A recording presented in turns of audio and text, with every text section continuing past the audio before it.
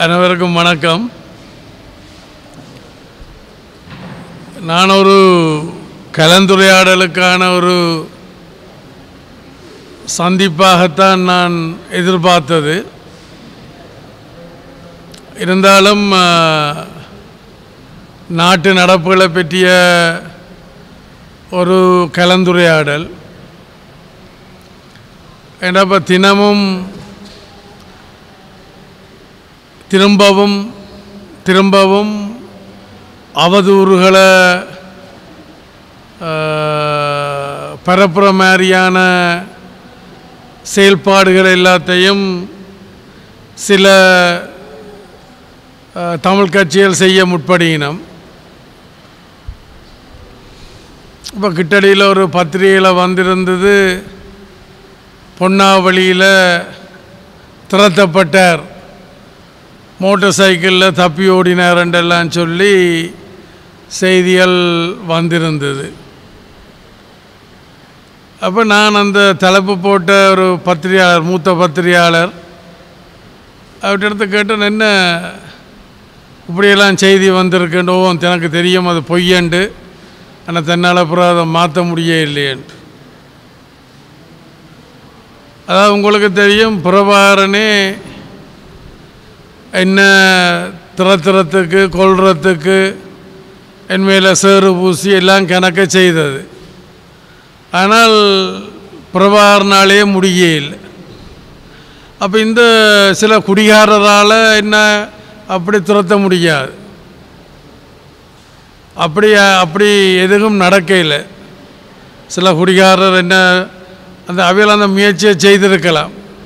உங்களுக்கு தெரியும், நித்திர கொள்றவனை எழுப்பலாம், நித்திர கொள்றவனை போல் நடிக்கிறவனை எழுப்ப முடியாது. அறியாமையில் இருந்தால் அவைகளுக்கு விளங்கப்படுத்தலாம். அப்போ ஏற்கனவே இந்த பொன்னாவளி சுண்ணாம்பு கல் அகழ்வு சம்பந்தமான நீண்ட கால ஒரு முயற்சி இருந்தது. உங்களுக்கு தெரியும், இந்த தேர்தலுக்கு முதல் தேர்தலில் தமிழரசு கட்சி கூட தன்னுடைய வேட்பு மனுவில் இதில் தேர்தல் விஞ்ஞாபனத்தில் அதை பற்றியெல்லாம் சொல்லியிருக்கணும், விளங்குதுதான். அப்போ அது புதுசாக ஒன்றும் இல்லை. அப்போ அதை பற்றி சில பேர் அறியாமையிலையும் கதைச்சிருக்கலாம், குடிச்சு போட்டும் கதைச்சிருக்கலாம், உள்நோக்கத்தோடையும் கதைச்சிருக்கலாம். அப்போ பல கதைகள் இருந்தபடியினால் அந்த பிரதேசத்து மக்களை ஒரு 300-400 பேரை நான் களத்துக்கு அழைச்சிருந்த, நான் அங்கே கொண்டு போய் அதிகாரிகளையும் வச்சு களத்தில் வச்சு ஒரு கலந்துரையாடல், ஒரு விளக்கம், சந்தேகங்களை தெளிவுபடுத்துறதுக்கான கேள்வி பதிலுக்கான ஒரு விளக்கமாகத்தான் அதை செய்து வச்சிருந்தது. இதை தெரிஞ்ச கொண்ட சில குடிகாரரும் சில அரசியல் உள்நோக்கங்கள் கொண்டவர்களும்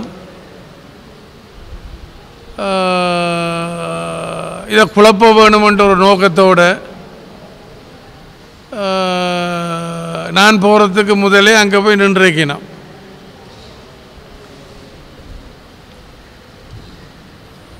அப்போ நான் போய்க்கல அங்கே அவியல் இருக்கணும். அப்போ அவியல் கதைக்கக்கூடிய நிலைமையில் அவியல் இல்லை. ஆனால் குடிச்சு போட்டிருக்கணும், அரசியல் உள்நோக்கங்களோடு இருக்கணும். அப்போ அதில் கதைக்கிறதுல பிரயோசனம் இல்லை. அப்போ திரும்பி வந்தது, ஓடி வரையில் நிதானமாக தான் வந்தது. திரும்பி வருவேன் சொல்லி போட்டு நான் வந்தேன்.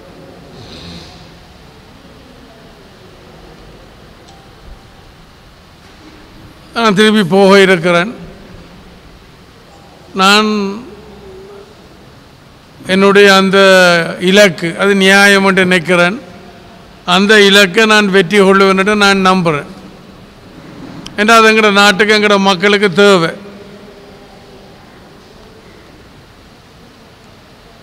வேலை வாய்ப்புகள், வாழ்வாதாரங்கள், அபிவிருத்திகள் சகலத்துக்கும் அது எங்களுக்கு தேவை. நான் அதை செய்வேன். இப்போ கிட்டடியில் தலைவராக ஒரு கட்சியினுடைய தலைவராக தெரிவு செய்யப்பட்ட என்று சொல்லி அங்கேயும் கள்ள வாக்கு போட்டு முறைகேடாக தெரிவு செய்யப்பட்டவர் என்று சொல்லி அவர் இப்போ அதிலிருந்து வெளியில் நிற்கிறார். ஆனால் உங்களுக்கு தெரியும், அவரே ஒரு முறை தேர்தலில் நான் இத்தனை கள்ள வாக்கு போட்டேன்ட்டு 75 என்று சொல்லி அதே அதை குறைச்சி சொன்னாரோ தெரியல. அதுவும் பதிவில் இருக்குது. ஒரு தேர்தலில் எத்தனாம் ஆண்டு தேர்தல் 2004ஆம் ஆண்டு நாடாளுமன்ற தேர்தலில் ஒரு கட்டித்தனமாக சொல்கிறார், தானும் இத்தனை கள்ள வாக்கு போட்டேன்ட்டு. அதான் 22 எம்பியை தெரிவு செய்யல கள்ள வாக்காளன் அவளை 22 பேரும் தெரிவு செய்யப்பட்டவ. அப்போ தானும் கள்ள வாக்கு போட்டவர் என்றதை அவர் சொல்லியிருந்தார்.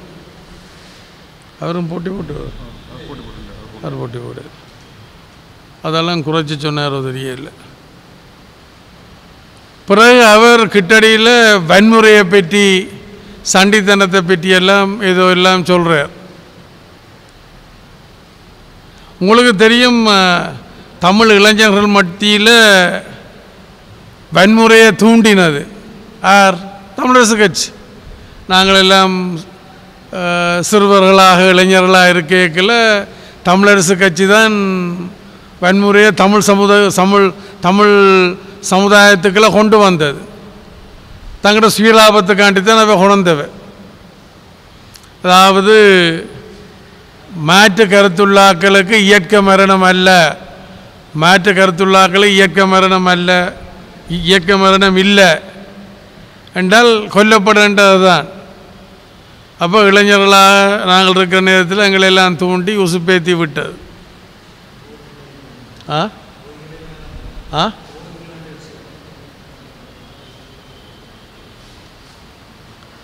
அப்போ இந்த வரலாற்றையெல்லாம் கூட்டி கழித்து பார்த்தால் நீங்கள் சில வேளை இதில் பத்திரிகையாளராக இருக்கிற நீங்கள் உங்களுக்கு சில வேளை வரலாறை உணர்ந்திருக்க முடியாது. ஆனால் நீங்கள் வரலாறுகளை கேள்விப்பட்டிருக்கலாம். இப்போ நேரடியான அனுபவம் உங்களுக்கு இல்லாமல் இருக்கலாம். அப்போ தமிழரசு கட்சி தான் வன்முறையை தூண்டி விட்டது, உசுப்பேற்றி விட்டது, ஆரம்பித்து விட்டது. அப்போ இன்றைக்கு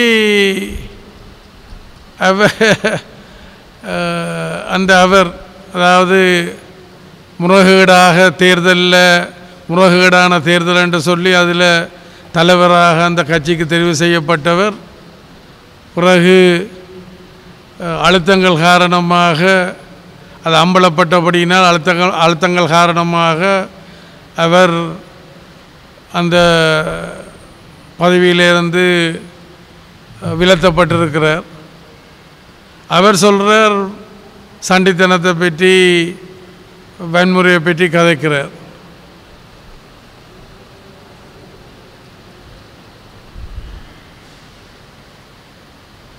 அப்போ இந்த பொன்னாவளி விடயத்தில் எதிர்த்தரப்பினர் சொல்கிறதுல எந்த உண்மையும் இல்லை. ஏற்கனவே அந்த இடம் மக்களுடைய குடியிருப்புக்கு உகந்ததல்ல, உவர்நீர் இருக்கு என்று சொல்லி வெளியே நீண்ட காலமாக வெளியேறிட்டோம்.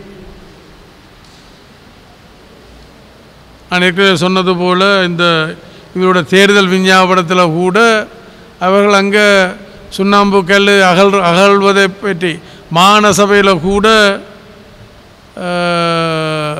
அன்றைக்கு தலைமை தாங்கினாக்கள் அதை நியாயப்படுத்தி இருக்கணும், செய்கிறதுக்கான அனுமதிகளை சொல்லியிருக்கணும். இப்போ நான் என்ன பார்த்தேன் என்றால் அது இந்த அந்த அந்த அதை அந்த அகல்றது கூடாக எங்கட மக்கள் கூடின நன்மைகளை பெறலாம் கூடின நன்மைகளை பெறலாம்னு தான் நான் நினைக்கிறேன். மற்றது உங்களுக்கு தெரியும், இப்போ அது அந்த அந்த அப்படியான இதுகள் அரசாங்கம் ஆய்வு செய்கிறதுக்காக பல நிறுவனங்களை அரசாங்க நிறுவனங்கள் பலதுகள் இருக்குது. உதாரணத்துக்கு இப்போ நீங்கள் வாகனத்துக்கு உங்களுடைய வருடாந்த அனுமதியை நீடிக்க வேணும் என்று சொன்னால் நீங்கள் உங்களுடைய வாகனத்தை புகைப்போக்கி அப்படியான இதுகள் எல்லாத்தையும் நீங்கள் காட்டி அனுமதி பெற்ற பிறகு தான் உங்களுக்கு மற்றது கிடைக்கும். அது மாதிரி இவியல் ஒரு 6 மாதத்துக்கு ஒருக்கா இல்லை 1 வருஷத்துக்கு ஒருக்கா அவியல் அந்த அனுமதியை பெற்றால் தான் அவியல் தங்களுடைய அந்த சுண்ணக்கல் அகழ்வை தொடரலாம். அப்போ இதெல்லாம் அந்த சுண்ணக்கல்ல அகழ்ந்து எடுக்கிறது கூடாக நான் என்ன யோசித்தது, ஒன்று அதில் ஒரு குளத்தை இந்த குளத்தை உருவாக்கினால் மழை நீரை சேமித்து நூற்றுக்கணக்கான ஏக்கர் வயல் காணிகள் தோட்டக்காணிகளை செய்யலாம். அதுக்கு மீன் வளர்க்கலாம். இன்றைக்கி மீன் வளர்க்குறன்றதும் ஒரு பெரிய ஒரு ஒரு ஒரு குடிசை கைத்தொழிலாக சர்வதேச நாடுகளில் இருக்கிற அதே நேரத்தில் இங்கேயும் நாங்கள் இப்போ தொடங்கி இருக்கிறோம். அது மாதிரி உங்களுக்கு தெரியும், இந்த நாடு பொருளாதார ரீதியாக வீழ்ச்சி அடைந்திருக்கிறபடியினால் சில பல வேலைகளை செய்ய முடியாமல் இருக்கு. ஏற்கனவே யுத்தத்தால் தூண்டு போயிருக்கிற அந்த அணைக்கு என்னென்று சொல்கிறது, அந்த அணை உண்டு உப்பு தண்ணி உள்ளுக்கு வர தடுக்கிற நாகமுனை, அதெல்லாம் அவர்கள் கட்டித்தரேன்ட்டு சொல்லியிருக்கணும். யார்? அந்த கம்பெனி, அந்த டோக்கியோ சிமெண்ட் கம்பெனி அது எல்லாத்தையும் கட்டித்தாரேன். அப்போ கட்டித்தந்தால் என்ன நடக்கும், அகல்ற என்ன மழை நீர் வெளி கடலுக்குள்ளே போகாது, உள்ளுக்கு தான் தேங்கி நிற்கும். சம்பு பாரத அது மாதிரி கடல் நீரும் உள்ளுக்கு வராமல், அந்த அணை வெறுமாக இருந்தால் கடல் நீர் உயர்ற நேரத்தில் உள்ளுக்கு வராமல் தடுக்கலாம். அதே நேரத்தில் மழை நீர் வாரதை கடலுக்குள்ளே போகாமல் தடுக்கலாம். அப்படி பல நன்னீர், அதாவது இந்த பல இடங்களில் குடிநீர் இல்லை, சுத்தமான நீர். அதுக்கு நாங்கள் சின்ன சின்ன ஆர்ஓ பிளான்ட் என்றால் நன்னீராக்கி அல்ல உவர் நீரை நன்னீராக்கி கொடுக்குற அப்படி பல திட்டங்கள் இருக்கு. அப்போ அவர்கள் முதலீட்டாளர்கள், அவர்கள் தர்ம ஸ்தாபனம் அல்ல. இருந்தாலும் அந்த முதலீட்டுக்கான ஏற்பாட்டை நாங்கள் செய்து கொடுக்கறதுக்கு கூடாக நாட்டுக்கும் நன்மை பயக்குதுன்ற. இப்போ இன்றைக்கு ஜப்பானில் இருந்தால் கூடின மூலப்பொருட்களை கொண்டறியணும். அப்போ இங்கே நாங்கள் அந்த மூலப்பொருட்களை நாங்கள் பெற முடிஞ்சால் எங்களுக்கு அந்நிய செலவாணி கூட மிஞ்சும். வேலை வாய்ப்பு, நீங்கள் அந்த காங்கேசன் சீமெந்து தொழிற்சாலையை பற்றி கேள்விப்பட்டிருப்பீர்கள். ஆனால் உங்களோட காலத்தில் எல்லாம் நாங்கள்லாம் மூடிட்டோம். அப்போ மூடியெல்லாம் கட்டி வச்சுருந்த நாங்கள் எங்களோட போராட்டத்தால். அப்போ அந்த நேரத்தில் அங்கே ஆயிரக்கணக்கில் நூற்றுக்கணக்கில் ஆட்கள் வேலை செய்தவை. அவைகளுக்கு நாங்கள் மூடுறது விருப்பம் இல்லை. நாங்கள் என்றார் இயக்கங்கள் மூடுறது விருப்பம் இல்லை. அப்படி இருந்தும் பயம் காரணமாக, அழுத்தங்கள் வேறு இதழ் காரணமாக எல்லாரும் செய்ய முடியாது. அந்த நேரத்தில் அந்த ஊரெல்லாம் தூசு. ஆனால் அந்த தூசில் வளர்ந்த பெத்தில், அந்த தூசில் என்ன கல், கோவில் கல்லெல்லாம் ரொம்ப பிரசித்தி பெற்றது. கோவில் கல்லுன்ட்டு சொல்லி அங்கே இருக்குது. எல்லாம் அந்த தூசில் கலந்து வந்த கல்லுகள் தான். கல் இல்லை, கல். அப்போ ஆனால் இன்றைக்கு நவீன இந்த தொழில்நுட்பத்தில் தூசுகள் நாங்கள் கண்ணாலேயே பார்க்க முடியாது, உணர முடியாது. இன்றைக்கு காலியில் இலங்கையில் வேறு நாடுகளில் எல்லாம் இல்லை இலங்கையில் வேறு மாவட்டங்களில் புத்தளம் இல்லை வேறு இதில் எல்லாம் இருக்குது. அங்கே தூசை காண முடியாது. காலையில் வந்து டவுனுக்கு நடுவில் அந்த அரைக்கிற சீமந்தி தொழிற்சாலை இருக்குது. டவுனுக்கு அது அனுமதிக்கப்பட்டிருக்கென்றால் தூசு அங்கே இல்லை, நீங்கள் போய் பார்க்கலாம். அது மாதிரி திருவோணமலையில் அதை சுற்றி குடியிருப்புகள் எல்லாம் இருக்குது. முந்தையும் காங்கேசுந்தரையில் குடியிருப்புகள் இருந்தால் தான் தள்ளி தூசூல் எல்லாம் வந்து. ஆனால் இப்போ இன்றைக்கு பக்கத்தில் எல்லாம் குடியிருப்புகள் இருக்குது, கடைகள் இருக்குது. திருவோணமலை மக்கள் அதை அந்த மக்களோட பேர் அந்த அந்த இடத்துக்கு என்ன பேர்? சீனக்கூடாவா? இன்னொரு பேர் உண்டு.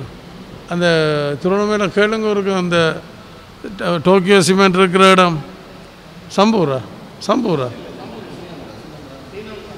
பேர் உண்டு பேர். சரி,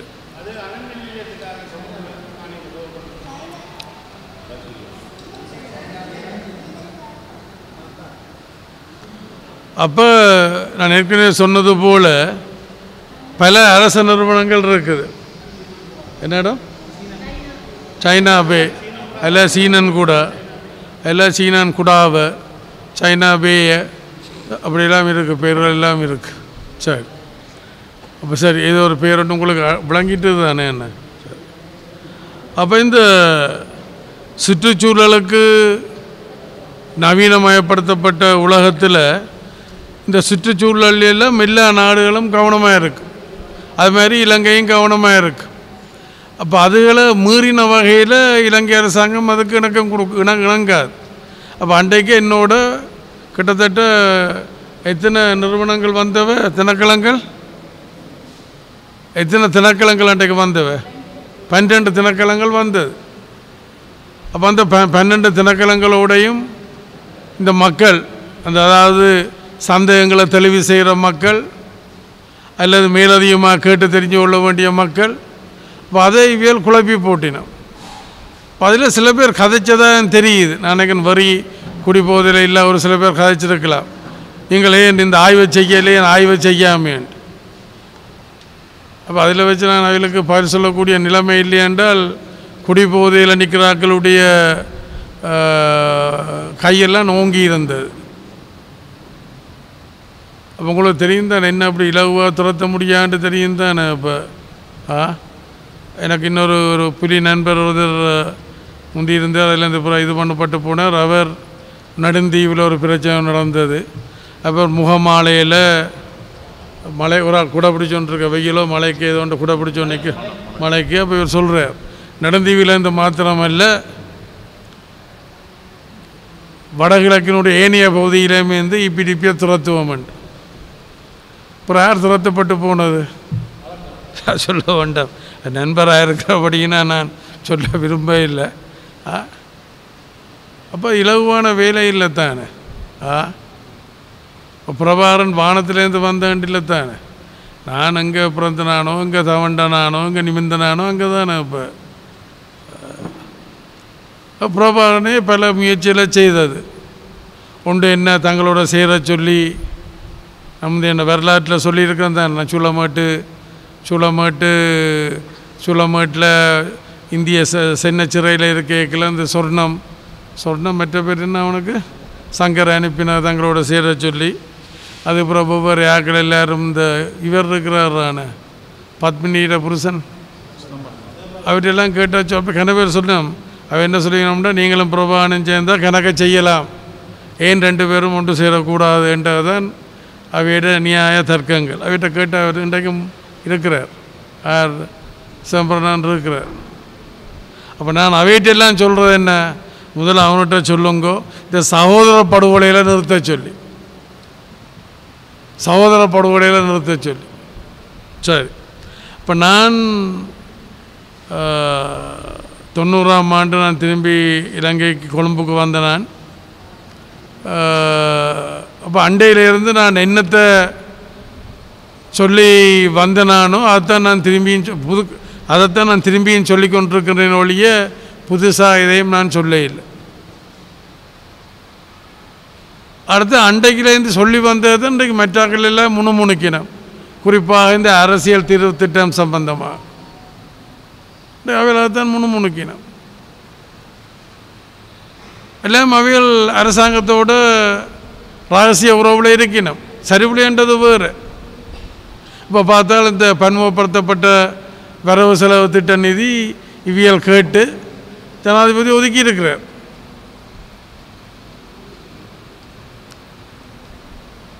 ஆனால் வெளியால் அவையில் வேறையாத்தான் சொல்லுவீனம். வரவு செலவு திட்டத்துக்கு எதிராக வாக்களித்தது அப்படி அப்படி எதிராக வாக்களிச்சுட்டு நிதி வைக்கணும். சரி, அவையோட அரசியல். அப்போ நான் முதல்ல கூட்ட கலந்துரையாடல் என்று சொன்னது காரணம், அப்போ இந்த தவறான செய்திகள் திரும்பி ஊடகங்களில் வரவழைக்கிறது. முந்தி 2009 மட்டும் வந்தது. அப்புறம் 2009 அது யுத்தம் நிறுத்தப்பட்ட பிறகு அப்புறம் கொஞ்சம் அடங்கி இருந்தது. திருப்பியும் வருது. இந்த கந்துவட்டி ஜீவன் என்று சொல்லி ஒரு கட்சி பிரமுகருடைய ஒரு கையால் அவர் ஏதோ எல்லாம் சொல்கிறார். அப்போ நீங்கள் அவற்றை வரலாறை நீங்கள் எடுத்து பார்த்தீங்கன்னா தெரியும் அவர் இன்றைக்கும் அங்கே என்ன செய்து கொண்டிருக்கிறாருன்ட்டு. என்ன சமூக விரோத செயல்களில் ஈடுபட்டு கொண்டிருக்கணும் மட்டும் உங்களுக்கு தெரியும். இந்த கொரோனா காலத்தில் உங்களுக்கு தெரியும், கிளிநொச்சியில் சில இரும்பு பாலங்கள் காணாமல் போனது. இந்த கொரோனா காலத்தில் ஆக்கள் வெளியால் வர முடியாது. அப்போ நம்மட இவர் அந்த ஒரு கள்ளவாக்கு போட்ட தேர்தலில் முறைகேடாக தலைவராக தெரிவு செய்யப்பட்டவற்ற ஆக்கெல்லாம் அந்த இரும்பு பாலங்களெல்லாம் திருடி வித்தவை. சரி, மற்ற அந்த டோக்கியோ சிமெண்ட் ஃபேக்டரிக்கு அவையெல்லாம் தங்களோட சொந்த நிலங்களையும் வித்தினம் வேண்டாம், அல்லது விட்டுட்டிங்கால் ஒலிம்பி வந்துட்டினம். அப்போ அவையில் கேட்கினம்ன்ட்டு வித்தவை. இந்த ஆர்ப்பாட்டங்கள் போராட்டங்கள் என்று சொல்லிக்கொள்கிறாங்கள நின்று மற்ற கிட்டத்தட்ட எத்தனை இந்த குழாய் கிணறு அடித்தவ 50-70 குழாய் கிணறு அங்கே அடித்து வச்சுருக்கணும். அப்போ அது உபர் நீராக மாறுறேன்ட்டு இல்லை. அப்போ எனக்கு தெரிஞ்ச வகையில் ஒரு 10 மீட்டர் மட்டும் இதுவரை கிண்டலாம். 10 மீட்டர்ன்ட்டு சொல்லினோம். 10 மீட்டர் மட்டும் இருக்கிற உபர் நீர் தான் வரும். மேலதிகமாகவோ புதுசாக ஒரு உபர் நீரும் வரப்போகிறதில்லை. அப்போ நான் அவையில் சொன்னால் ஒவ்வொரு 3 மீட்டர் 10 மீட்டர்ன்னு சொன்னால் ஒவ்வொரு 3 மீட்டருக்கு முறுக்கா திருப்பி ஆய்வு செய்து தான் நாங்கள் அதை தொடர வேணும் என்றதை நான் எங்கள்கிட்ட அதிகாரிகள்கிட்ட இல்லாட்ட அந்த கம்பெனிகிட்ட கேட்டிருக்கிறேன். அதுக்கு நீங்கள் இணங்க வேணும், எழுத்தில் தந்தீங்கள் என்று சொன்னால் நான் அதை பார்க்கலாம்ன்ட்டு சொன்னது. இதை பற்றி தான் நான் என்றால் அன்றைக்கெல்லாம் பார்த்தால் நம்மட ஆக்கெல்லாம் ஒரு ஆள் இந்த கையை பிடிச்சி வச்சுருக்கார், ஒரு ஆள் இந்த கையை, ஒரு ஆள் காலை பார்த்தா படத்தில் பார்த்தாலே அவங்கள என்ன பிடிச்சி வச்சுருக்கிற மாதிரி யார் என்ன பாதாக்கிடுவோம் நம்மட ஆக்கள். எது ஒரு ஆள் இந்த கையை பிடிச்சி வச்சுருக்க, ஒரு ஆள் இந்த கை, ஒரு ஆள் இந்த கால் தாங்கள் இரும்பு கேடயம் கவசம் போட்டு வச்சுருக்கிறவன். அப்போ எனக்கு அது ரொம்ப எரிச்சல். அதாவது இன்னும் அது முழுமையாக கதையளவில் இருக்க ஒழிய இன்னும் ஒரு சட்டபூர்வமாக இன்னும் எதுவும் நடக்க இல்லை. மற்ற நான் அந்த கட்டிடத்துக்குள்ளே போய் பார்த்தேன். அந்த கட்டிடங்கள் ஒன்று செலவழித்ததை விட கூட காசு கொடுத்து திருத்த வேண்டி இருக்குது. அதை என்னத்துக்கு பயன்படுத்த போயினோம்ன்றது எனக்கு அந்த அமைப்பை பார்த்தால் அது என்னத்துக்கு பயன்படுத்தலாம்ன்ற எனக்கு ஒரு கேள்விக்குறியாக இருக்குது. இந்த இந்த இந்த விழா கட்டிடத்தை எடுத்தால் இதுக்குள்ள சின்ன சின்ன அறைகள் போடலாம்ன்றெல்லாம் நாங்கள் பார்த்தோன்னா எங்களுக்கு விளங்கும். ஆனால் இந்த கட்டிட அமைப்பை பார்த்தால் என்ன கட்டப்பட்டது வேறொரு எண்ணத்தில் வேறொரு கோணத்தில் கட்டப்பட்டது. இன்னும் சட்டபூர்வமாக அது கொடுக்கப்பட இல்லை. அதில் சட்டபூர்வமாக எந்த ஏற்பாடும் இல்லை. ஆனால் அதே நேரத்தில் இப்போ நீங்கள் கேட்டது போல் அப்படி அது கொடுக்கப்படுறதா இருந்தாலும் எஞ்சிய காணிகள் கொடுக்கப்பட வேணும். பட் இந்த கட்டிடம் உள்ள காணிக்கு நஷ்டஈடு கொடுக்கப்பட வேணும். எஞ்சிய காணிகள் மக்கள்கிட்ட கொடுக்கப்பட வேணும். இதுவரை கொடுக்கப்பட இல்லை. எது கொடுக்கப்பட இல்லை? அந்த ஒப்பந்தம் இன்னும் ஒன்றும் கைச்சாத்திடப்பட இல்லை. அப்படி கைச்சாத்திடப்பட்டால் அந்த கட்டிட நிலப்பரப்புக்கு உரிய இடங்களுக்கு நஷ்டஈடு கொடுக்க வேணும். மற்ற எஞ்சிய காணிகள் உரிய மக்கள்கிட்ட விடுவிக்கப்பட வேணும். அது நடக்கும்.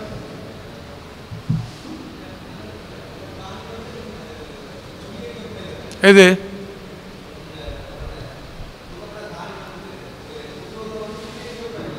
ஓ விளங்க இல்லை இல்லை அதில் இப்போ நீங்கள் அந்த கேள்வியில் எனக்கு சின்ன ஒரு சந்தேகம் இருக்குது. அது சுவீகரிக்கப்பட்டதா இல்லையான்னு சொல்லி அது சுவீகரிக்கப்பட்டதோ இல்லையோ நடைமுறையில் சரி இப்போ கிட்டத்தட்ட கொஞ்சம் காணிகள் விடுவிக்கப்பட்டது, இன்னும் விடுவிக்கப்பட வேண்டியிருக்கு. அது அந்த காணி ஏற்கனவே சுவீகரிக்கப்பட்டதான்னு சொல்லப்படுது. அதே சுவீகரிக்கப்படாமலும் கிண காணிகள் இருக்குது. நான் நினைக்கிறேன் 74ஆம் ஆண்டு 75ஆம் ஆண்டு அப்போ அன்றைக்கு எங்களுக்கு 9 ஆசனங்கள் இருந்தது.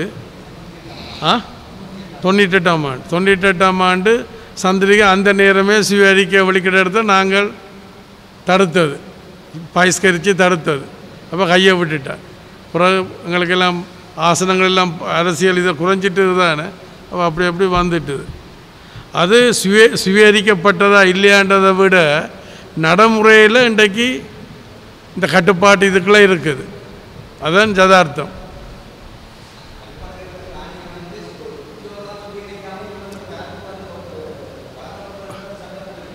எது இல்லை அப்படி செய்யக்கான்னு சொன்னேன். சட்டபூர்வமாக எந்த ஏற்பாடும் இன்னும் இல்லையாண்டு அப்படி செய்யக்கல அது நடக்கும். எனக்கு அந்த டிஎஸ்கிட்ட கேளுங்க இருக்கா சுவீகரிக்கப்பட்டதா இல்லையான்ற இருக்கா?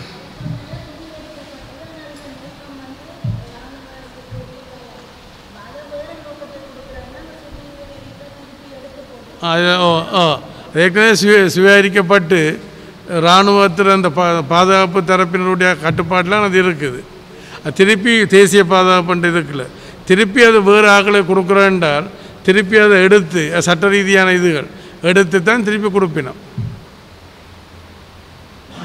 அது ஒரு பிரச்சனை. ஏன் அதை நீங்கள் பிரச்சனையாக பார்க்குறீங்கன்னு தெரியல. அது ஒரு பிரச்சனையாக இல்லையென்று நினைக்கிறேன். அண்மையிலையா நான் வெளிநாடுகளுக்கு போகிறது விலை குறைவு, முந்தின மாதிரி போகிறே இல்லை. போகிறதுக்கு வேறு காரணங்கள். நீங்கள் என்னத்துக்கு கேட்குறீங்களா? என்ன இப்போ என்னென்றால் தமிழ்நாட்டு கடத்தொழில் அமைச்சர் அனுராக் ராதாகிருஷ்ணன் எங்கே இந்த ஃபைல் மற்றது எங்கே வரும் இல்லையா அனிதா ராதாகிருஷ்ணன் அங்கே அந்த ஃபைலையும் கொண்டு வர சொன்னால் குருதம் இல்லையா வேறு கேளுங்க. அந்த இவர்கிட்ட சொல்லுங்க இருக்கு அந்த இந்திய எழுவப்பட ஃபைல் ஒரு எடுத்து வர சொல்லு. மற்றது புதுச்சேரி பாண்டிச்சேரி கடத்தொழில் அமைச்சர் எனக்கு ஏற்கனவே கடிதங்கள் அனுப்பிட்டேன். அவர்கிட்ட பேர் ஆனந்த இதை பேர் உண்டு.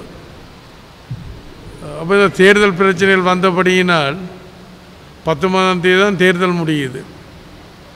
அப்போ கிட்டடியிலேயே ஃபோனில் கேட்டவர் நாங்கள் கடிதம் அனுப்பினா வெறிவியல் உண்டு. நான் சொன்னேன்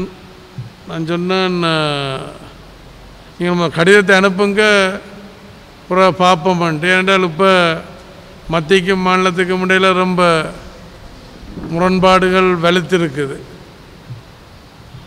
அப்போ அந்த சிக்கலுக்குள்ள போகிறதா இல்லையான்ற அந்த சிக்கலுக்குள்ள போகிறதா இல்லையான்ற ஒரு பிரச்சனை ஒன்று இருக்குது. லக்ஷ்மி நாராயணன் இதுதான் அங்கேருந்து வந்த கடிதம்.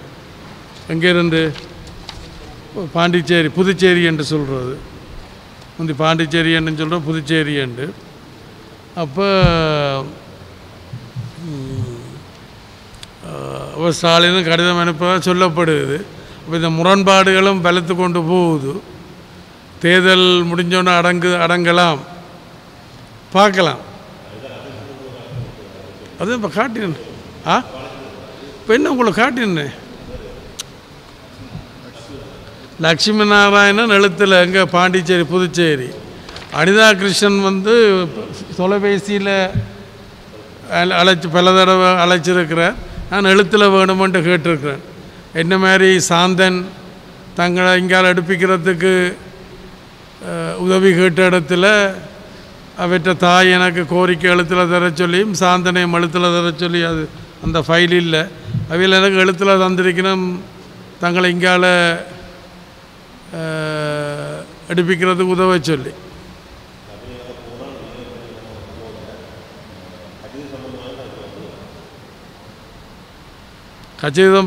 கச்சதீவு சம்பந்தமாக என்னோடய அபிப்பிராயங்கள் ஏற்கனவே சொல்லியிருக்கிறேன். உங்களுக்கு அதில் தெளிவு வேணுமென்றா சொல்கிறேன்.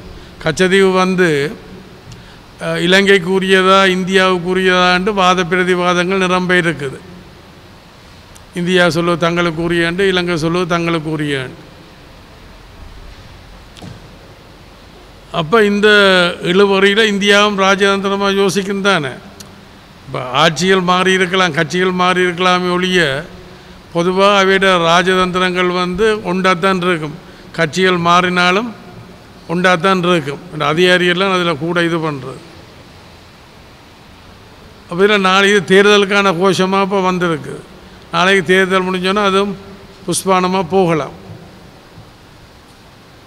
அப்போ 74ஆம் ஆண்டு தான் கைச்சாத்திரப்பட்டது முதல் இது. அதுக்கே வாத பிரதிவாதங்கள் நாடாளுமன்றத்தில் வாத பிரதிவாதங்கள்லாம் இருக்குத்தானே. நாடாளுமன்றத்தில் நிறைவேற்றப்பட இல்லை, அப்படி என்றெல்லாம் இல்லை, அப்படியெல்லாம் இல்லை. இப்போ அதில் 5ஆவதும் 6ஆவதும் சரத்து இது சாந்தண்டபடி இப்போ இல்லை அந்த இது கச்சதீவு 5ஆவதும் 6ஆவதும் சரத்தில் அப்பாவியல் சொல்லியிருக்கணும். சுமந்திரண்டையும் கட்டி பார்க்குது. சரி, 5ஆவதும் 6ஆவதும் சரத்தில் சொல்லியிருக்கணும். என்னென்று சொன்னால் 5ஆவதும் 6ஆவதும் சரத்தில் சொல்லியிருக்கணும். அதாவது அவியல்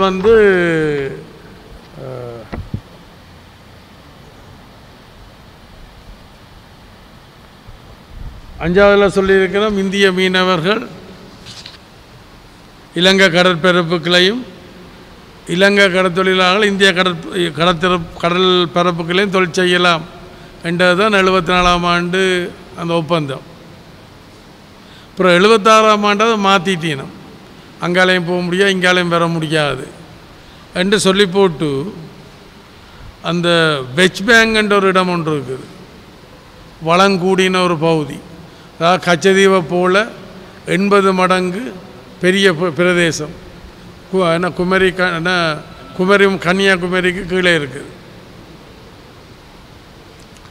அது அப்போ அவங்க செய்ததுக்கு இன்னொரு காரணம், இந்த மினரல்ஸ் என்று சொல்ல தாது பொருட்கள் பெட்ரோலியம் எல்லாம் இருக்குது.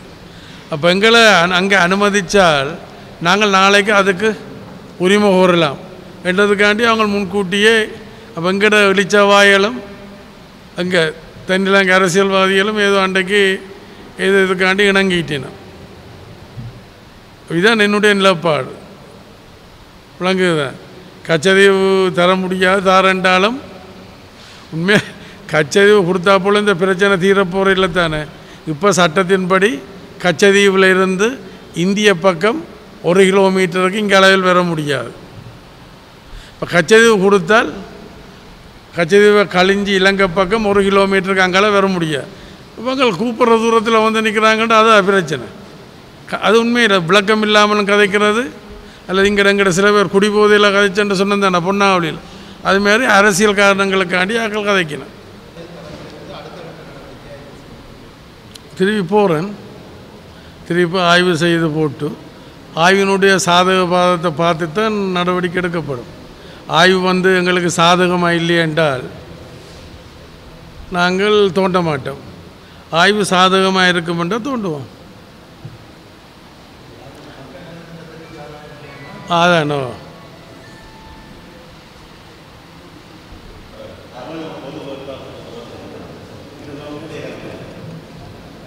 அதான் சொன்னேன். நான் நீண்ட காலமாக கிட்டத்தட்ட ஒன்றைத்தான் சொல்லி கொண்டு வாரேன். பண்டைய பார்த்தீங்களென்றால் இந்த தமிழ் தலைவர்கள் தமிழ் பிரதிநிதிகள் என்றெல்லாம் சொல்கிறார்கள் எல்லாம் எதிரும் புதிருமாக சொல்லினோம். ஒரு பழம்பெரும் தலைவர் என்று சொன்னவர் பொது வேட்பாளர் தேவையில்லை என்று சொல்கிறார்.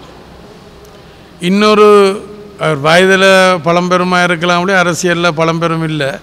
அவர் என்ன சொல்கிறார்? அவரும் தன்னை தலைவர் என்று சொல்லி கொண்டிருக்கிறார். அவர் என்ன சொல்கிறார்? அவர் அரசாங்க செலவில் தங்கியிருக்கிறபடியாக தானே அவர் அப்படி சொல்கிறார். முதல் அவரைத்தான் இவ்வேறு தலைவராக எல்லாம் ஏற்றுக்கொண்டு வந்தவர். இன்றைக்கு அவருக்கு வயது மூப்பு காரணமாக இனி அது வேறு. அப்போ இந்த ஆள் சொல்கிறார் அரசாங்க செலவில் என்ற அரசாங்க அந்த செலவுகளில் தங்கியிருக்கிறபடினா தானே அவர் இப்படி அப்படி கதைக்கிறார். அப்படி ஏண்டா இல்லை, சும்மா ஒரு அரசியல் ஒரு இந்த விளையாட்டு சித்த விளையாட்டோடையோ வேறு அதில் எந்த உண்மையும் இல்லை. உண்மையாக நாங்கள் என்ன செய்ய வேணுமென்றால் இங்கே இப்போ இன்றைக்கு பிரதானமாக 3 பேர் இருக்கணும். 3 தரப்பு இருக்கணும். ரணில் விக்ரமசிங்க, சஜித் பிரேமதாச, அனுர திசாநாயக்க. இந்த 3 தரப்போடையும் தான் நாங்கள் டீல் போட வேணும். 3 தரப்போட டீல்ண்டா என்ன? அவைகளோட நாங்கள் எங்கட நாட்டு பிரச்சனையோ மக்கள்கிட்ட பிரச்சனையோ அவைகளோட கதைக்க வேணும். அப்போ அவையில் ஒரு ஆளை நாங்கள் தெரிவு செய்கிறது கூடாகத்தான், அந்த முயற்சி கூடாகத்தான் இந்த பிரச்சனைக்கு நாங்கள் தீர்வு காணலாமே ஒழிய, அதை விட உங்களுக்கு தெரியும் தானே ரணில் விக்ரமசிங்க எப்போ கிட்டவர் புலி பகிஷ்கரித்தது இப்போ 2005. அன்றைக்கு புலி காசு வாங்கி கொண்டு பகிஷ்கரிக்காக விட்டிருந்தால் யார் வந்திருப்பினோம்? யார் தமிழ் மக்கள் யாருக்கு வாக்களிச்சிருப்பினோம்? ரணிலுக்கு தானே. என்ன அப்போ அதுமே உள்ள இன்றைக்கு அப்படி யாரும் தடுக்கிறதுக்கு இல்லை, பெருசாக தடுக்க முடியாது. முந்தியண்டா ஒரு வன்முறைன்றது தானே, பயன்தானே, பகிஷ்கரிக்கக்கூடாது இல்லை இன்னாருக்கு வாக்கு போடுங்கன்ட்டு சொன்னால் அதில் பிரச்சனையாக போயிடும். என்ன மஹிந்த ராஜபக்ச நாங்கள் ஆதரிக்கிறன்ற ஒரு பிரச்சனை, அரசியல் பிரச்சனை வரும். மற்ற மக்களை வாக்களிக்க விட்டால் மக்கள் மாறி ரணிலுக்கு போட்டுவிடணுமென்ற இதில் பிரபாகரன் எடுத்த முடிவு பகிஷ்கரிப்பேன் தங்களுடைய அரசியலுக்காண்டியும் மற்றது மக்கள் மேலே நம்பிக்கையின் காரணமாகும். அப்போ பொது வேட்பாளர்ன்றது சும்மா ஒரு பொய்க்கதை, அது அதில் ஒன்றும் இல்லை. இப்போ இன்றைக்கு வந்து சுரேஷ் பிரேமச்சந்திரன் அதில் இப்போ அரசியலுக்கு இதை கதைக்கத்தானே வேணும். ஒரு இது ஒன்று காட்டுறதுக்காண்டி ஒன்றும் இல்லை, அவையிட்ட வேறு ஒன்றும் மக்களுக்கு செய்கிறதுக்கு இல்லை. மக்களுக்கு வழி நடத்துறதுக்கான ஒரு சரியான தளமோ அது சரியான திட்டமோ ஒரு சரியான கொள்கையோ அவையிட்ட இல்லை. அப்போது மக்களை உசுப்பேற்றி தான் இந்த வாக்களை அவைக்க பார்க்கணும். உங்களுக்கு தெரிந்தானே அவர் ஒருக்கா மஹிந்த ராஜபக்ச கடத்தொழில் அமைச்சராக இருக்க அவர்கிட்ட ஆலோசகராக இருந்தவர், பாருங்களேன். இவையெல்லாம் கதைக்கணும். முந்தி உங்களுக்கு தெரியுமோ தெரியாது, 85ஆம் ஆண்டு உங்களுக்கு தெரிஞ்சிருக்காது. இப்போ தலையாட்டினா நீங்கள் கிளவனா இல்லை. 85ஆம் ஆண்டு அப்போ நான் இபிஆர்எஃப்க்கு வழி நடத்திக்கல இந்த சமநிலை புலிகளோட வகித்தது 86 மே மட்டும். இப்போ நான் இந்தியாவுக்கு போக வேண்டி வந்துட்டு அப்போ சுரேஷ் பிரேமச்சந்திரன் ஓடி வந்து அந்த பொறுப்பெடுத்து கொண்டு நெருப்பு தினம் ஒன்றை கொண்டாடினார் புலிகளுக்கு எதிராக. அவன் நெருப்படுத்த விட்டான். அப்போ 86 நவம்பர், நான் அங்கே இல்லை, இங்கே இல்லை தானே, 86ஆம் ஆண்டு நெருப்படுத்த விட்டான். துண்டக்கானம் துணியை காணவன் மட்டும் கொழும்புக்கு ஓடி தப்பிட்டார். யார்? சுரேஷ் பிரேமச்சந்திரன். பிறகு புலிகளை பற்றி திட்டிக் கொண்டிருந்தார். பிறகு அதனுடைய இயக்க தலைவர் தோழர் பத்மநாபாவை கொல்றத்தில் அவருக்கும் சம்பந்தம் இருக்கின்ற ஒரு கதைகள் இருக்குது. அப்போ அவர் செத்த உடனே அந்த கட்சியை தான் பொறுப்படுத்திட்டார். அப்போ பொறுப்படுத்து பிறகு தேர்தலில் வெல்ல முடியலை தானே. அப்போ புலி குதிரையில் போனால் சவாரி பண்ணினாத்தான் வெல்லலாமன்ட்டு புலிக்கு சாதகமாக காய்ச்சொன்று இருந்தவர். அப்புறம் அதுவும் சரி வரே இல்லை. திருப்பி தமிழ் தேசிய கூட்டமைப்புன்ற இதுக்குள்ளெல்லாம் இருந்து அதிலெல்லாம் விடுபட்டு இன்றைக்கு வேறொரு கூட்டன்று சொல்லி கொண்டு இருக்கணும். நான் கேட்குறேன் என்னென்றால், இவைகள்கிட்ட கொள்கை இல்லை வேலை திட்டம் இருக்குமென்றால் இவைகள் தனித்தனியாக மக்களுடைய ஆணையை பெற்று பிறகு ஒன்றிணைகிறது தான், ஒரு பொது வேலை திட்டத்தில் ஒன்று இணைகிறது தான் ஆரோக்கியமாக இருக்க முடியும் என்று நான் நினைக்கிறேன். அதான் நடைமுறை சாத்தியம். இவைகள் இப்போ என்ன செய்யணும்? தேர்தலில் வெல்றதுக்காண்டி மக்களை உசுப்பேற்றின ஐக்கியம் என்று சொல்லி இந்த ஐக்கிய நாட்டு சபை துள்ளி பார்க்குது, எட்டி பார்க்குது, குனிஞ்சு பார்க்குது, பூந்து பார்க்குதுன்ட்டு இன்றைக்கு காசால் என்ன நடந்தது? அதான் எங்களுக்கு நடக்கும்.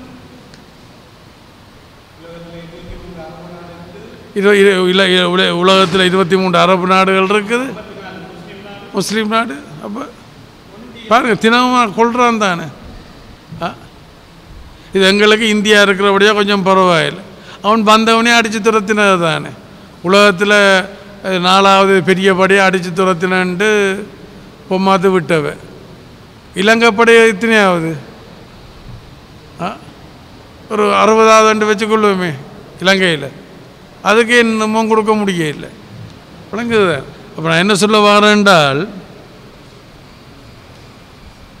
அதாவது எதிரியினுடைய பலத்தையும் தன்னுடைய வலிமையும் இட போட்டுத்தான் நாங்கள் முன்னுக்கு போகணுமே ஒழிய. இப்போ நம்மளோட தகப்பினர் வந்து ஒரு தொழிற்சங்கவாதி. அவர் சொல்கிறார், ஒரு 10 ரூபா சம்பளம் உயர்வு பெற வேணுமென்றால் 20 ரூபாய் முன் வச்சு போராட வேணும். போராட்டத்தில் பேச்சுவார்த்தையில் 6 ரூபா 7 ரூபா வந்த பிறகு அதை அந்த போராட்டத்தை இடநிறுத்தி அப்புறம் அடுத்த கட்டத்தில் எஞ்சிய கோரிக்கையிலும் புதிய கோரிக்கையிலும் வச்சு அடுத்த கட்டத்துக்கு போகணுமென்னு. இங்கே என்ன நடந்தது? எங்களுக்கு 10 ரூபா தேவைப்பட்டது, நாங்கள் 20 ரூபாய் முன் வச்சு போராடினாங்கள். பேச்சுவார்த்தை என்று வரைக்கும் என்ன 100 ரூபா வந்தால் தான் விடுவோம் என்றால் அந்த ஓவர் கதை உங்களுக்கு சொன்னானே. ஹலோ ஓவர்ன்ட்டு சொன்னானே. அதே ஒரு கேட்டுக்கொள்ளுங்க. சாப்பாட்டை ரெடி பண்ணுங்க. அப்போ என்னென்றால் தோடு கேட்டிருப்பாருன்னு நினைக்கிறேன், வேறு இதில் பிஸியாக இருக்கிறார். அப்போ சாப்பாட்டு ஏற்படும். அதாவது இது வந்து பெங்களூர் பேச்சுவார்த்தை சம்பந்தமாக திலீபனுக்கும் பாலசிங்கத்துக்கும் இடையில் நடந்த கலந்துரையாடல். திலீபனுக்கும் பாலசிங்கத்துக்கும் இடையில் நடந்த கலந்துரையாடல். பாலசிங்கம் அடையாறு சென்னையில், தமிழ்நாட்டில், இந்தியாவில். இவன் வந்து இங்கே இருந்த இடம் அங்கே தஞ்சை முடிச்சாந்தி சரி, அவன் சொந்த இடமே இல்லை. சரி, இங்கே தட்டாறு சாந்தி. அப்போ அங்கே நான் இருந்தவன். அப்போ எல்லா இயக்கமும் அந்த ஓக்கி டோக்கி அந்த ரேடியோ செட்டில் வச்சுருக்கிறது, தங்களோட தலைமையோட தொடர்போட மாவட்டங்களுக்கு இடையில். அப்போ ஒவ்வொரு இயக்கம் கதைக்கிறது மற்ற ஒவ்வொரு இயக்கம் ஒட்டு கேட்கும். இப்போ இபிஆர்எஃப் கதைக்கிறத புலி கேட்கிறத இபிஆர்எஃப் கேட்கும், டெலோ எல்லாம் கேட்கும். அப்போ ஒரு கட்டத்தில் பாலசிங்கம் என்ன திலீபன் பாலசிங்கத்திட்ட கேட்குறார், அண்ணே நாங்கள் என்ன பேச்சுவார்த்தையை போகிறோமா? ஓவர். காய்ச்சி முடித்தோன்னு ஓவர் அண்ணா. ஓம் தம்பி நாங்கள் பேச்சுவார்த்தையை போகிறோம், ஓவர். அப்போ திலீபன் கேட்குறான், அண்ணே அப்போ அரசாங்கம் என்ன இங்கே நாங்கள் மக்களுக்கு என்ன சொல்கிறேன்? மக்களுக்கு பேச்சுவார்த்தையில் நம்பிக்கை இல்லைன்றதான் எங்களோட பிரச்சாரம். நாங்கள் இப்போ பேச்சுவார்த்தையை போடுறோம்னா மக்களுக்கு என்ன சொல்கிறேன்? ஓவர். பாலசிங்கன் சொல்கிறார், நாங்கள் கோரிக்கையோட போகிறோம், ஓவர். திலீபன் கேட்குறான், அப்போ அரசாங்கம் பண்ண அந்த கோரிக்கை ஏற்றுக்கொண்டுட்டால் ஓவர். நானும் மற்ற கோரிக்கை மிரதிமான கோரிக்கை வைப்போம், ஓவர் விளங்குது தானே என்ன மாதிரி ஓவராக போனான்ட்டு. அப்போ இதுதான் அவைகளுடைய அந்த சிந்தனை சக்திக்கு விளங்குது தானே. அப்போ பிரச்சனையை தீர்க்கிற நோக்கம் இல்லை. திம்புலேயும் அதுதான் நடந்தது. என்ன திம்புவில் நாங்கள் 5 பெரிய இயக்கம், இது ஈரோ, சிபிஆர்எல்எஃப், பிளாட், டெலோ, டைகர்ஸ் 5. மற்ற தேசிய தலைவர் தலைமையில் உள்ள இயக்கம் தமிழர் விடுதலை கூட்டணி, எது அப்பாப்புள்ள முதலிங்கம். இவ்வளோ பேர் தான் பேச்சுவார்த்தையில். பேச்சுவார்த்தையில் எங்களுக்கு நம்பிக்கை இருக்க இல்லை. மற்ற பேச்சுக்கூடாக பிரச்சனை தீர்க்கிறதுல எங்களுக்கு அக்கறை இல்லை. வன்முறை சண்டை கூடாகத்தான். அப்போ நாங்கள் பேச்சுவார்த்தையை குழப்ப வேணும் என்றால் இலங்கை அரசாங்கத்தால் ஏற்றுக்கொள்ள முடியாதான் முன்வைக்க வேணும். அதுவும் தமிழ் மக்களுடைய உச்சபட்சமானதாக இருக்க வேணுமென்றது தான் திம்பு கோரிக்கையோடைய அங்கே வேறு ஒன்றும் இல்லை. அமீர் அன்னைக்கும் சிவா அன்னைக்கும் நாங்கள் என்ன சொன்னாங்க, நீங்கள் இதில் கையெழுத்து போடாட்டால் அங்கால அண்ணே வர முடியாது தெரியும் தானே ரெண்டாவது அவையில் என்ன ரெண்டையும் பொத்தி கொண்டு மேலையும் கீழையும் பொத்தி கொண்டு கையெழுத்து போட்டோம். இதான் நடந்தது. இதான் திம்பு கோரிக்கை, திம்பு கோஷம் விளங்குது. அப்போ நான் அந்த 10 ரூபா கதை சொன்னேன் தானே, 10 ரூபா கதைன்றது தொழிற்சங்க இதில் சொன்னேன் தானே, அதுதான் நடைமுறையில் சாத்தியமானது.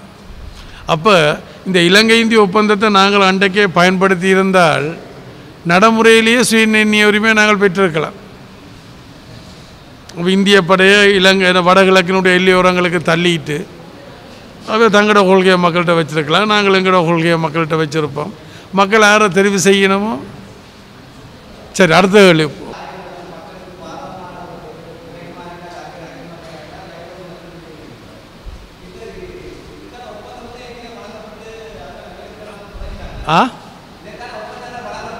அது இப்போ என்னென்றால் ஒவ்வொரு இதழுக்கும் படிமுறைகள் இருக்குது தானே, அந்த படிமுறையெல்லாம் போய்கொண்டு இருக்குது, ஒவ்வொரு கட்டம் இருக்குது. அப்போ இந்த கடைசி கட்டம்தான் இந்த ஆய்வு. திருப்பி நான் தானே திருப்பி ஏற்கனவே ஒரு ஆய்வு ஒன்று இருக்குது, அதில் நான் திருப்தி காணாதபடியினால் திருப்பி இன்னும் பரந்துபட்ட ஒரு ஆய்வை செய்ய வேண்டி இருக்குது. பட் அந்த அதிகாரிகளுக்கு முன்னால் மக்களோடையும் ஒரு கலந்துரையாடல் செய்து இந்த மக்களுக்குரிய சந்தேகங்கள் இருக்குத்தானே, சில சந்தேகங்களை ஒரு விஞ்ஞானபூர்வமான ஒரு தொழில்நுட்பத்தோடு சம்மந்தப்பட்ட சில வேளை என்னால் அதை விளங்கப்படுத்த முடியாமல் இருக்கலாம். இப்போ அதுக்காண்டி தான் இந்த கூட்டத்துக்கு ஏற்பாடு பண்ண களத்தில் வச்சு அதை காட்டுவோம்ண்டு. ஆனால் அது இதாக போயிட்டு அது திருப்பி செய்ய இருக்கிறேன். இப்போ நான் சொன்னேன் 13வது திருத்த சட்டம் மாநசபை முறைமை தான் என்று அன்றைக்கும் சொல்லி கொண்டிருந்தேன். மற்றாக்கள் இல்லை இல்லையென்றெல்லாம் சொல்லி கொண்டிருந்தவன். இன்றைக்கு எல்லோரும் எதுக்கு வந்திருக்கணும், நான் அதை கைவிட இல்லையே, இல்லைன்றதுக்காண்டி கைவிட இல்லையே. அதுபோல் இவற்றகளுக்கும் பதில் அது என்ன, அது என்ன திட்டம் எங்களோட மக்கள் நலனுக்கு உகந்ததில்லைன்றதை கைவிடப்படும். எங்களோட மக்களுடைய நலனுக்கு பாதிப்பில்லாத மாத்திரமல்ல, எங்களோட மக்களுடைய நலன்களை பாதுகாத்து வளர்த்தெடுக்க முடியும் என்றால் அது அசுர வேகத்தில் முன்னெடுக்கப்படும். அசுர வேகத்தில் முன்னெடுக்கப்படும். அதாவது இழக்கப்படுகின்ற கல்வி உரிமைகளை வென்றெடுப்போம், ஆசிரியர் மாணவரின் உரிமைகளை வென்றெடுப்பது எப்படி, இதை பற்றி தான் அவர் பேச வந்திருக்கிறார். நல்ல ஒரு பேச்சாளரால், கட்டிக்காரனால், நண்பரால், கட்டிக்காரன் நண்பர்.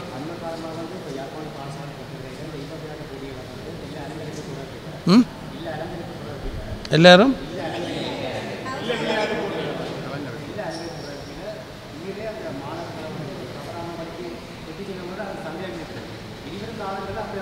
அப்படி நடக்கக்கூடாது. இப்போ இப்படி தான் கடந்த காலங்கள்லையும் இந்த உசுப்பேத்தி என்ன நடந்தது, ஒரு சில பேர் தங்களோட சுயலாபங்களுக்காண்டி, அதாவது அப்பா என்ன எங்களோட தேசிய தலைவர் அப்பா பிள்ளை முதலிங்கத்தினுடைய கட்சி இருக்குத்தானே, அவர் மற்ற சிவசிதம்பரம் எல்லாம் ஒரு தேர்தலில் தோற்று போச்சினோம்.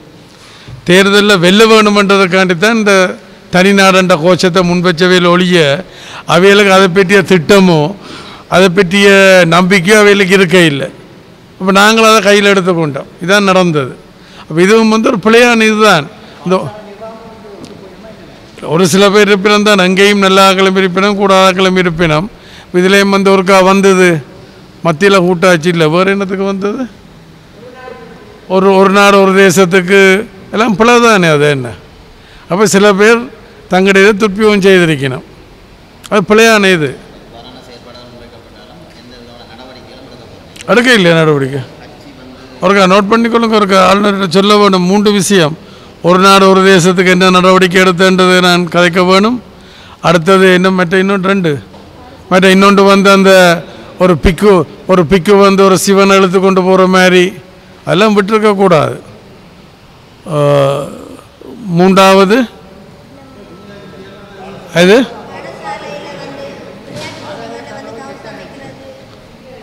இல்லை, அதில் 2 வந்து உண்டு. இந்த இல்லையே இந்த பூவை ஏதோ உண்டு, கார்த்திகை பூ வச்சது. மற்றது 4வது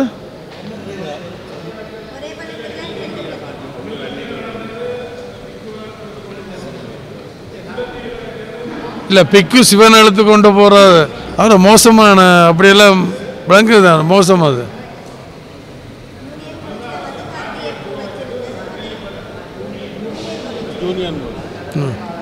அதுக்கெல்லாம் இடம் கொடுக்கக்கூடாது. அதுக்கு நடவடிக்கை எடுக்கப்படும். நான் ஆளுநரோட கதைச்சிருக்கிறேன். நான் மீண்டும் அவர்கிட்ட சொல்ல இருக்கிறேன், கதைக்க இருக்கிறேன். சாப்பிட்டு கதைக்க புரியல, கதைச்சு சாப்பிட புரியல.